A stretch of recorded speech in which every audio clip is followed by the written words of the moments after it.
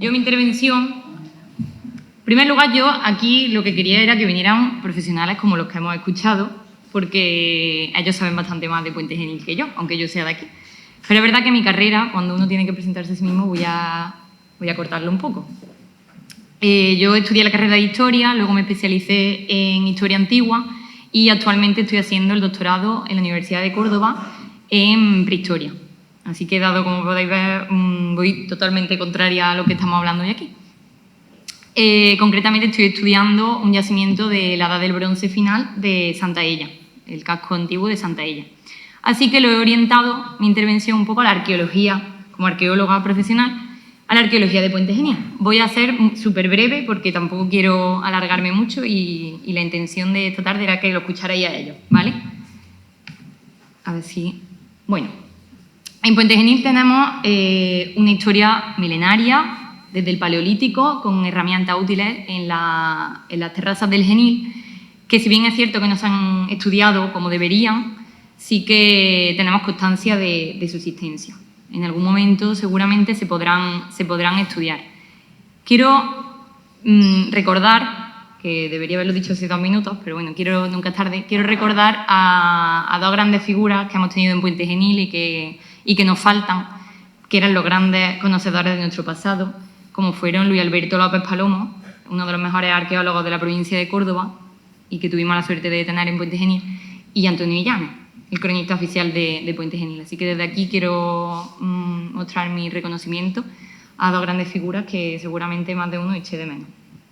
Entonces, Luis Alberto, es verdad que fue el que estudió todo esto y prácticamente de los pocos arqueólogos que han estudiado nuestra tierra. Y por hacer un recorrido rápido sobre los yacimientos que tenemos que no se conocen, porque al final nos centramos más en Fuente Álamo, que es verdad que afortunadamente tenemos un yacimiento que se ha puesto en valor y que se ha invertido el dinero suficiente para poder disfrutarlo hoy día. Pero Puente Genil no solo, o más bien el término municipal de Puente Genil no tiene solo Fuente Álamo, sino que hay muchos más yacimientos que, si bien es verdad, lo único que disponemos son de los vestigios materiales, no tenemos restos estructurales que nos permitan identificar con un asentamiento, sino que lo único que hemos podido encontrar son restos materiales como cerámica, como restos de metal o material constructivo perteneciente a diferentes épocas, como bien digo, desde el Paleolítico, pasando por el Neolítico y el Calcolítico. Existen algunos lugares que se han determinado que pudieran ser yacimientos. No se han excavado, a excepción de La Calva, que es un yacimiento que en verdad está ahí entre Puente Genil y Santaella, que creo que al final se lo ha quedado Santaella, que es una cámara funeraria. En esta época, en el Calcolítico, se realizaban cuevas artificiales, no eran cuevas naturales, para enterramiento. En esta cueva se encontraron más de 20 inhumaciones colectivas, aunque es verdad que en un principio se destinó a un enterramiento de pocos individuos, finalmente se convirtió en un osario, en el que se fueron depositando los restos. Y apareció un ajuar impresionante, que ha sido fruto de numerosas publicaciones científicas que podemos encontrar fácilmente en Internet, en Dialnet, si queréis buscarlo, ¿vale? Del Neolítico, yo sinceramente no sé dónde se encuentran estos asentamientos que se mencionan, ¿vale? Probablemente alguien que sepa a lo mejor Peñarrubia o la Cueva del Viento donde se encuentran, luego lo podemos hablar. Y me voy a centrar en la época, para mí, después de la romana, la más importante y la que menos reconocimiento tiene, que es la Edad del Bronce, que al final es la que me estoy especializando. Así que voy a incidir un poco en los castellares. Este yacimiento seguro que todos habéis escuchado alguna vez hablar de él. Un yacimiento que se conoce desde ya Aguilar y Cano hablaba sobre él y sobre los materiales que se encontraban en superficie, además de hallarse también restos de una fortificación de época ibérica, probablemente. ¿Qué ocurre? Que en este yacimiento, que no imaginéis yacimiento como Fuente Álamo, ¿vale? Yacimiento le llamamos incluso a que haya materiales en superficie, los arqueólogos. Cuando hay una cantidad de material acumulado en un mismo espacio, lo podemos identificar como yacimiento, aunque no se excave, por tener constancia de que existen unos vestigios susceptibles de convertirse después en un yacimiento. Entonces, los castellares, hablando de este patrimonio desaparecido, aunque parte seguramente esté todavía soterrado, afortunadamente, porque ha mencionado antes Paco y lo reitero ahora, es mejor dejar las cosas como están si no se van a intervenir, no se van a poner en valor, mejor dejarlas, en el caso de la arqueología, en el subsuelo, para que en el futuro, si se puede intervenir y poner en valor, actuar sobre esto. ¿Qué ocurre? Que en los Castellares tenemos una cultura material que va desde el calcolítico, ¿vale? Estamos hablando de más de 3.000 años de antigüedad. Entonces, pasando por la edad del bronce, que es la que más destaca, con cerámicas como las que, no sé si se ven bien, estas que tenemos aquí, ¿vale? Son cerámicas a torno ya más tardías en el tiempo, con esos motivos geométricos muy características de la zona de donde nos encontramos, que es el valle del Guadalquivir. Lo que más destacaría de los hallazgos que se encontraron en los Castellares, bueno, aquí he puesto el mapita para que ubiquéis. Estas imágenes las he extraído del artículo que publicó López Palomo, si no recuerdo mal, en los 80 o en los 90, sobre el yacimiento. Creo que es de los pocos artículos que existen sobre este yacimiento, ¿vale? Se encuentra arriba, ¿vale? Como podéis ver, en un meandro del río Genil. Son ubicaciones clave en la edad del bronce.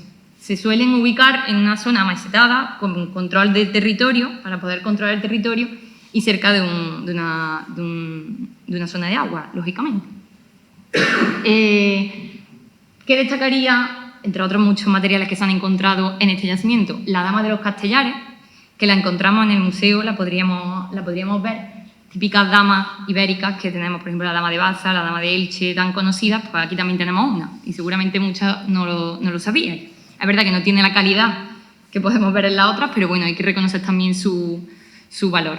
Y otro de los elementos que yo destacaría con más INRI es esa inscripción con letras ibéricas, que no se ha podido, todavía no se ha podido traducir, no se puede transcribir, pero bueno, tenemos una inscripción. Es muy raro encontrar inscripciones ibéricas, ¿vale? Para que hagáis una idea. Esa inscripción no está en Puente Genil. Yo creo que está en el Museo de Málaga. No, si alguien lo sabe con mayor certeza, creo que aquí no está. Y seguramente la gran mayoría no sabíais ni que existía. Tenemos un documento histórico excepcional que no tenemos, que no sé, que quizá en algún momento se pueda traducir el ibérico y podamos conocer qué ponen en esos símbolos. Bueno, pues este yacimiento ha sido expoliado durante muchísimos años. Actualmente creo que la finca pertenece a privada. Si vais, no vais a ver prácticamente nada. Lo único que vais a ver en el subsuelo, superficialmente, son una gran abundancia de materiales cerámicos de diferentes épocas, materiales constructivos, incluso romanos, hasta medievales, pero prácticamente no se puede apreciar nada. Si queda algo, está enterrado. Y ojalá algún día pues, se pueda intervenir porque, por lo menos para mí, este sí sería el origen histórico de nuestro territorio. Lógicamente Puente Genil no, porque como sabéis, Puente Genil, el pontón de Don Gonzalo, la puente de Don Gonzalo, se crea en la Edad Media, que ahora iré a ello. Pero sí, nuestro territorio, el origen yo lo situaría, por lo menos ahora mismo, en este yacimiento, los Castellares, tan denostado y tan olvidado. Yo como arqueóloga lo reivindico, su importancia. Nos trasladamos a época romana más conocida. Tenemos la villa de Fuente Álamo, pero también tenemos otros yacimientos que no se han excavado tampoco, como las Mestas. Hay más de 45 yacimientos de época romana documentados. Como bien he dicho antes, yacimiento puede ser una zona con bastante cultura material acumulada superficialmente. Pero podemos decir que las Mestas, que no sé si sabéis, yo creo que la mayoría sabe dónde está, al lado de Cordovilla, más o menos, del embalse. ¿Qué particularidad tiene este yacimiento? Bueno, se encontró este busto de Druso el Menor, que creo que sí que está en el Museo Arqueológico de Córdoba, se encontró en las inmediaciones, pero lo más importante, diría yo, es la inscripción que tenemos aquí detrás, que también la he recogido de una publicación de Luis Alberto, en la que aparece el nombre de una ciudad romana, que es Oningis, si no me equivoco. ¿Qué nos quiere decir esto? Que probablemente existiría una ciudad que se llamaba así. Esto todo muy con pinzas porque no hay una investigación que pueda comprobar esto de manera verídica, lo digo aquí simplemente para reconocer este espacio. Y la imagen del medio son unas estructuras que no recuerdo bien el año, creo que fue en los 70 o los 80, seguramente lo sepáis mejor vosotros, se limpió, se drenó el embalse de Cordovilla y Luis Alberto identificó bastantes estructuras de muros y de pavimentos con mosaicos romanos bajo el embalse de Cordovilla. ¿Hay una ciudad romana ahí? Pues seguramente. ¿Que lo sepamos algún día? Probablemente no, o sí, porque la acumulación de sedimento en esta zona es bastante importante y quizás nunca podamos saber si hubo ahí una ciudad o no. Y como anécdota de esta zona, hay quien piensa que Julio César, durante la guerra civil con Pompeyo, cruzó por aquí un puente que los arqueólogos buscamos, que si lo encontramos pues sería un bombazo, la verdad, porque probablemente cruzó por ahí Julio César con sus legiones. En la villa de Fuente Álamo no me voy a explayar porque se nos vaya la hora y quiero mostraros las imágenes que van más acorde con el tema de hoy. Pero bueno, quería remarcar el dibujo de uno de los mosaicos desaparecidos que dibujaron Aguilar y Cano y Pérez de Siles. Ese mosaico no se sabe ya dónde está, probablemente lo expoliaron y se fueron quedando con las pequeñas teselas, tanto ese como otros. Por suerte o por desgracia, pues tenemos solo unos mosaicos y otros han desaparecido. Sin embargo, tenemos el nilótico, que es una joya auténtica y un unicum, no solo en la península ibérica, sino en todo el Imperio Romano. Prácticamente no hay ningún mosaico como este, con una historia narrada, un cómic, el primer cómic de la historia, no se le llama, que sigue en el Museo Arqueológico de Córdoba, a ver cuándo nos dejan traérnoslo para acá. Y bueno, como los ponentes que me han precedido han hablado ya bastante largo y tendido sobre la historia real de Puente Genil, es decir, del Pontón de Don Gonzalo, desde la Edad Media, no me voy a detener en esto mucho, ¿vale? Aquí he puesto esta imagen que la he cogido del grupo de patrimonio arquitectónico de Paco que tiene en Facebook porque me parece muy ilustrativa, en el que se puede ver Mira Genil por un lado y la Puente de Don Gonzalo, cuando eran dos poblaciones que no eran hermanas, que no se habían conformado todavía como Puente Genil, y bastante bonita, la verdad. Y bueno, reflexiones antes de pasar a las imágenes que quiero mostraros sobre la pérdida del patrimonio de Puente Genil, que al final es el motivo principal de esta jornada. Y que os planteo para que luego, cuando acabe la intervención, que tenemos un momento para hacer todas las preguntas que queráis, podáis reflexionar sobre ellas.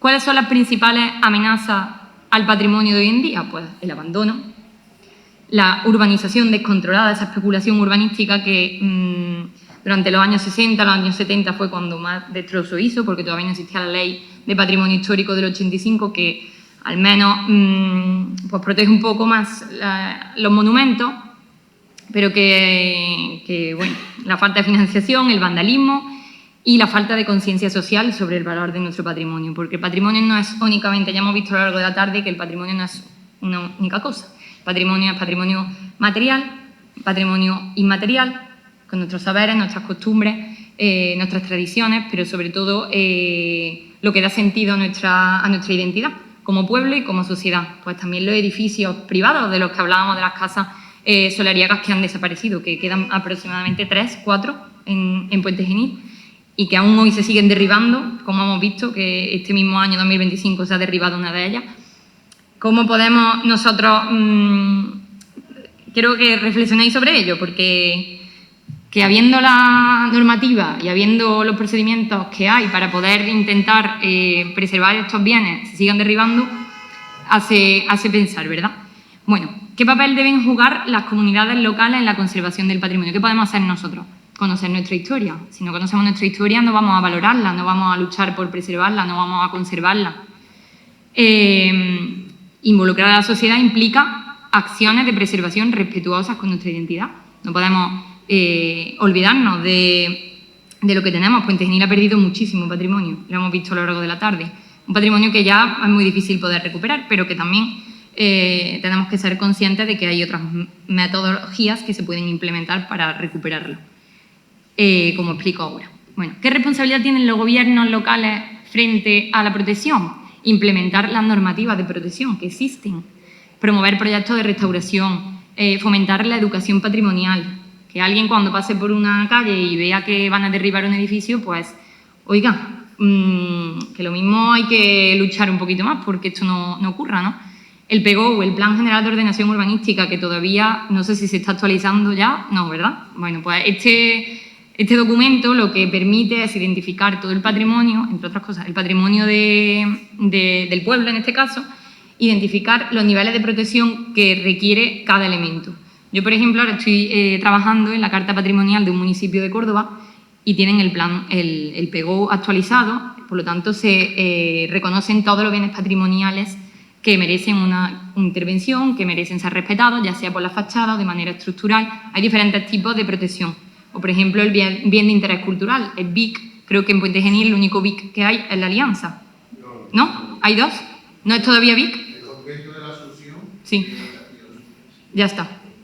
O sea, el BIC, digamos que es... y Fuente Álamo.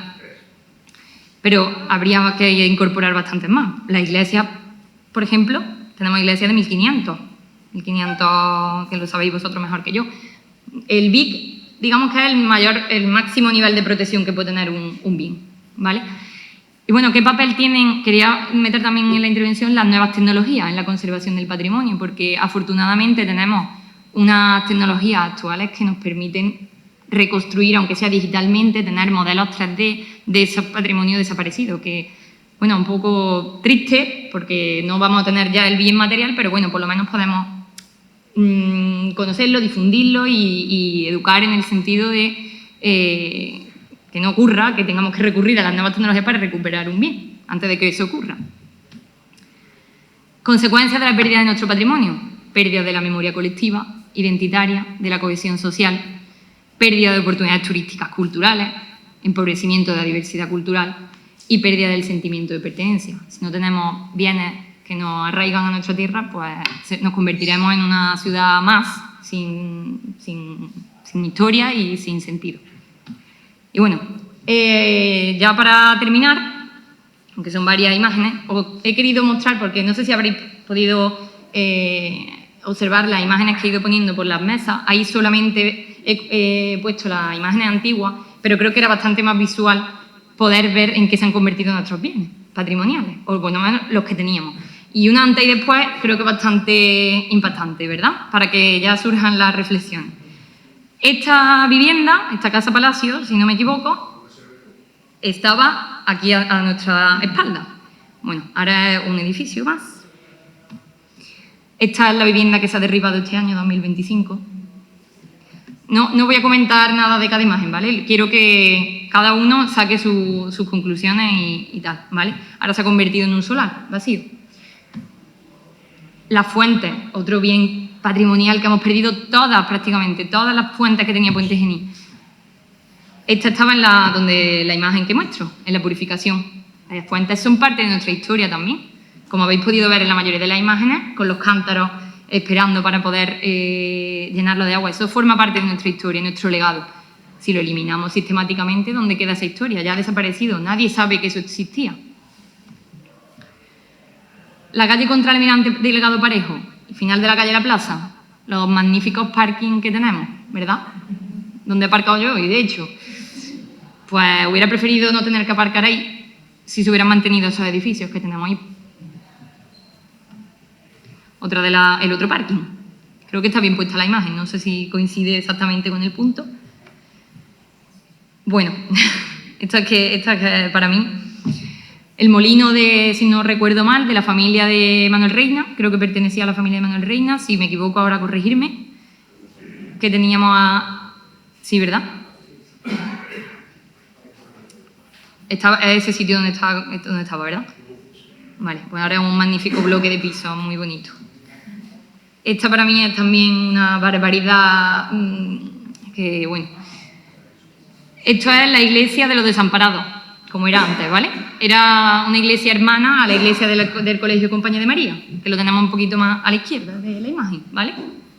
Bueno, pues ahí tenemos la nueva versión. Esta imagen que la tenemos, creo que la he dejado ahí, es el edificio que había junto a la Concesión, ¿vale?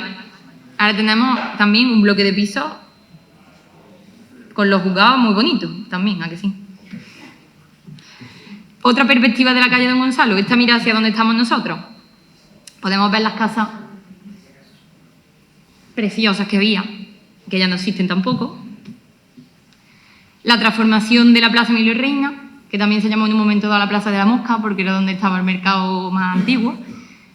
Vemos cómo evoluciona, ¿no? Aquella es la más antigua, el mercado y la situación actual de la plaza, ¿no? Y aquí voy a terminar porque no lo sé, lo mismo me podéis responder. Estas estatuas preciosas que estaban, no sé si ubicáis, aquí a la entrada del paseo y que aparecen en numerosísimas fotos del paseo y que yo me pregunto dónde están esas estatuas y por qué las quitaron, ¿no? Que quizás se perdieron y... Unidad para cañón. Pues ya tenemos la respuesta. Muchas gracias. Y bueno, con esto y con las reflexiones que he mostrado antes de las fotos, quería terminar mi intervención y ahora dar paso a la ronda de preguntas, de dudas, a todos los que han intervenido, sobre todo a ellos que saben más de la historia de Puente Genil. Pero bueno, si surge alguna con respecto a lo que yo he hablado, pues también. Lo que yo quería es que entre todos pues sacáramos nuestras propias conclusiones, que generáramos debate y que nos replanteemos el camino que está tomando nuestro pueblo con respecto a nuestro patrimonio, ¿no? Y bueno, agradezco muchísimo que hayáis venido, que hayáis pasado la tarde. Ahora tenemos el tapeo, como digo, que van a subir a traérnoslo. Estáis invitados todos, si queréis quedaros para seguir hablando sobre el magnífico tema que se ha planteado hoy aquí, que es el patrimonio. Y bueno, espero que ojalá en el futuro se puedan seguir haciendo este tipo de jornadas en las que participen muchísimos más especialistas de Puente Genil, que saben también bastante más que yo, por ejemplo, y que nos ilustren con su conocimiento y que se dé a conocer la importancia que tenía nuestro pueblo, que ha tenido y que poco a poco vamos a perder si no hacemos algo ya. Muchas gracias.